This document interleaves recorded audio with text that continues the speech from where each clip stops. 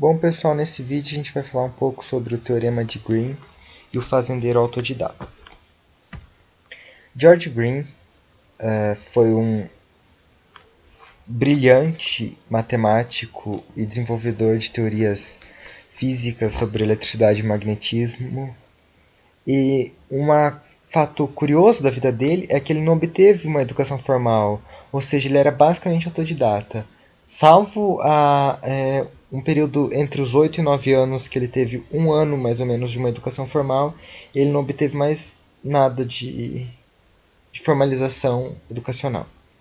O nascimento dele ocorreu em 14 de julho de 1793 e ele publicou esse essay sobre análise matemática das teorias da eletricidade e magnetismo. Uma coisa interessante é que ele foi o primeiro a criar a teoria para eletricidade e magnetismo, uma teoria no caso, o que depois serviu muito para o Maxwell e para o Thomson. Thomson fazia bastante análise matemática também, e para depois a contribuição do eletromagnetismo ser desenvolvido. Assim como seus trabalhos em matemática estavam em paralelo com o de Gauss, por exemplo, no estudo da teoria do potencial, que são o estudo das funções harmônicas, ou seja, funções que são soluções da equação de Laplace. O teorema de Green, na verdade, não surgiu por Green exatamente, mas teve uma leve contribuição dele.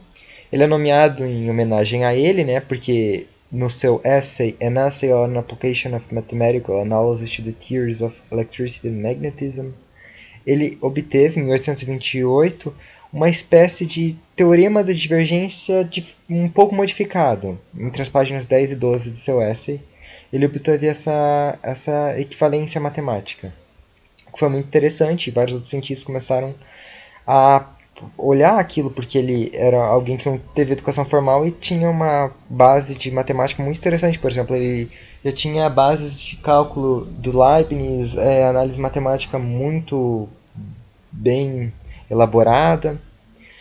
Só que a forma do teorema que a gente conhece hoje só apareceu num artigo pelo Cauchy em 1846, Sur les intégrales qui se tiennent à tous les points d'une courbe fermée, sobre as integrais que se estendem a pontos de uma curva fechada.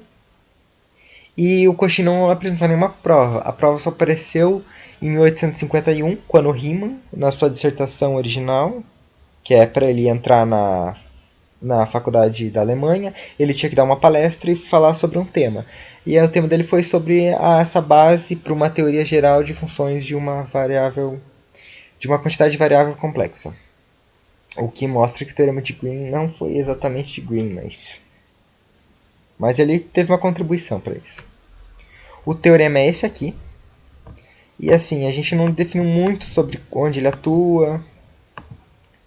Só quero mencionar primeiro que está no final da página 254, o artigo de Cauchy, e está entre as páginas 8 e 9 da tese do Riemann, se vocês quiserem procurar.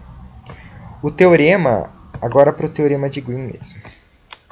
O teorema ele relaciona uma integral curvilínea ao redor de uma curva simples e fechada com uma integral dupla sobre a região no D. D é um plano limitado por C, mas esse limitado não tem nada a ver com a questão de limite. Limitado é que C faz uma fronteira, faz um bordo para D, ele deixa D para dentro. Existe um teorema de Jordan que mostra que curvas fechadas desse tipo sempre vão criar uma parte limitada e uma parte ilimitada, mas isso não é o escopo do curso. Vamos falar um pouco sobre as regras do jogo, ou seja, as condições para aplicação do teorema. C tem que ser uma curva simples, fechada, orientada positivamente, ou seja, anti-horário, suave por partes em um plano. Geralmente a curva vai ser suave nas aplicações de vocês, então não se preocupe muito com isso. E D é a região limitada por C. L e M são funções de x e y definidas em uma região aberta que contenha D e tendo derivadas parciais de primeira ordem. Essa condição de ter derivadas parciais de primeira ordem é muito importante para a demonstração do teorema. E lembrando que o caminho de integração C corre sempre no sentido anti-horário, né? Uma aplicação bem interessante para o teorema de Green é no cálculo de áreas. Você pode acompanhar essa retângulo vermelho que mostra algumas expressões para o cálculo de áreas. E uma coisa interessante é que você pode relacionar o teorema de Green com o teorema de Kelvin-Stokes, que na verdade o teorema de Green é um caso especial aplicado à região do plano XY. Como que a gente vai demonstrar isso? Primeiro vamos escrever uma função vetorial f como sendo Lm e 0. 0 porque não existe é zero mesmo nessa coordenada z. Do lado esquerdo a gente tem a primeira parte do teorema de Green. E aplicando esse produto interno, a gente chega na condição do teorema de Kelvin-Stokes. Usando o teorema de Kelvin-Stokes, onde f é uma superfície, a região do plano D, com um vetor unitário normal, ele tem que ser positivo, então ele vai ser a componente z, porque a gente pode perceber que o produto vetorial entre o versor I com o versor J vai dar o versor Z, para manter essa posição, orientação positiva para ambos os teoremas.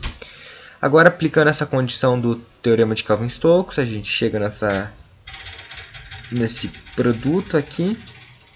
E produto interno entre versores diferentes vai ser igual a 0 e o versor de igual é igual a 1. Ou seja, só vai sobrar essa parte aqui. Essa parte aqui.